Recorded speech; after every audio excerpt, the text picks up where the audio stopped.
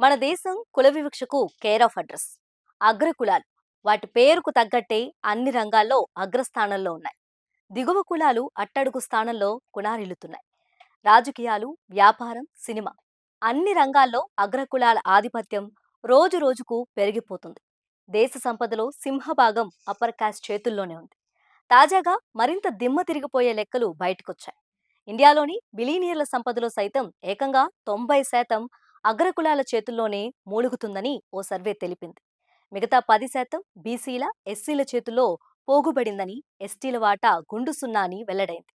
దీంతో కులానికి, ఆర్థిక అసమానతలకు మధ్య అవినావభావ సంబంధం ఉందని మరోసారి రుజువైంది. వరల్డ్ ఇన్ఈక్వాలిటీ ల్యాబ్ ఈ సర్వే నిర్వహించింది. సంపన్న భారతం, ధనిక భారతం అనే క్రెడిట్ అంతా అంబానీ, అదానీ, టాటా, బిర్లా, బజాజ్, గోద్రేజ్ వంటి అగ్రకులాల బిలీనియర్లకే సొంతం అన్నమాట.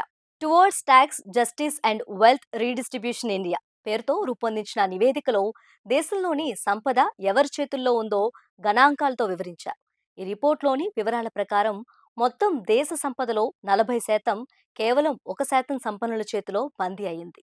స్వాతంత్ర్యం తర్వాత కొంతకాలం తగ్గిన ఆర్థిక అసమానతలు 1980 నుంచి మళ్లీ పెరిగాయి. 2000 తర్వాత మరింత తీవ్రమయ్యాయి.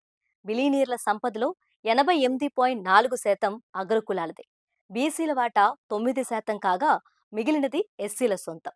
ఇండియా కుబేర్లలో ఒక్క ఎస్టీ కూడా లేకపోవటం గమనార్హం. మన దేశంలో దళితులు, బీసీలు, గిరిజనులు వందలేళ్లుగా అణిచివేతకు గురవుతున్నారు. స్వాతంత్ర్యం వచ్చిన తర్వాత రిజర్వేషన్లతో పరిస్థితి కొంత మెరుగుపడినా వ్యాపార, పారిశ్రామిక రంగాల్లో వాళ్ల వాటా నామమాత్రమే. ప్రభుత్వాలు అందించే ప్రోత్సాహకాలు ఏ మూలకు సరిపోవడం లేదు. ముఖేష్ అంబానీ, గౌతమ్ అదానీ, అజీం ప్రేమ్జీ, ఇన్ఫోసిస్ నారాయణమూర్తి వంటి వాళ్లకు సరితూగే బీసీ, ఎస్సీ, ఎస్టీ పారిశ్రామికవేత్తలు నామమాత్రమే. బడుగు వర్గాల పారిశ్రామికవేత్తలకు బ్యాంకులు ఇస్తున్న ప్రోత్సాహకాలు అంతంత మాత్రమే. అగ్రకులాల పారిశ్రామికవేత్తల్లో చాలా మంది బలమైన ఆర్థిక నేపథ్యం ఉన్నవాళ్లే. తాత, తండ్రుల వ్యాపారాలను అభివృద్ధి చేసి వేల కోట్లకు పడగలెత్తుతున్నారు. బ్రిటిష్ పాలనతో పోలిస్తే స్వతంత్ర భారతంలోని సంపద కొందరి చేతుల్లో చేరటం ఎక్కువైంది. దేశ ఆదాయంలో 85% సగం జనాభా చేతుల్లో ఉండగా మిగిలిన 50% జనాభా 15% ఆదాయంతో నెట్టుకొస్తుంది. మన దేశంలో ఓ వ్యక్తి టాప్ 10% ధనికుల జాబితాలో చేరాలంటే 21 లక్షలు సంపాదించాలి. టాప్ 1% జాబితాలో చేరాలంటే ఏకంగా 82 లక్షలకు పైగా సంపాదించాలి. అగ్రకులాల వ్యక్తులు ఈ టార్గెట్ చేరడానికి చాలా అవకాశాలున్నాయి. భూములు, వ్యాపారాలు, అధికారం వాళ్ల చేతుల్లో సెంట్రలైజ్ కావటమే దీనికి కారణం. వరల్డ్ ఇన్ఈక్వాలిటీ ల్యాబ్ నివేదిక భారతీయుల ఆదాయంలోని భారీ వ్యత్యాసాలను గుర్తించింది.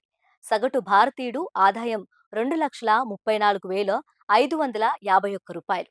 అట్టడుగున ఉన్న సగం జనాభా సగటు ఆదాయం 71,000 మాత్రమే. టాప్ 1వ స్థానంలోని భారతీయులు సగటు ఆదాయం 53 లక్షలు.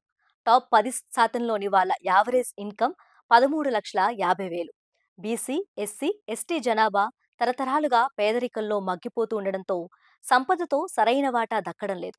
రిజర్వేషన్లు, సంక్షేమ పథకాలు ఎంత విస్తృతంగా అమలవుతున్నా సంపద మాత్రం అగ్రకులాల జేబుల్లోకి వెళ్తుంది. వరల్డ్ ఇన్ఈక్వాలిటీ ల్యాబ్ నివేదిక నిజానికి కొత్తగా చెప్పిందేమీ లేదు. గల్లీ నుంచి ఢిల్లీ వరకు కొనసాగుతున్న చేదు వాస్తవానికే అంకెల రూపమిచ్చింది.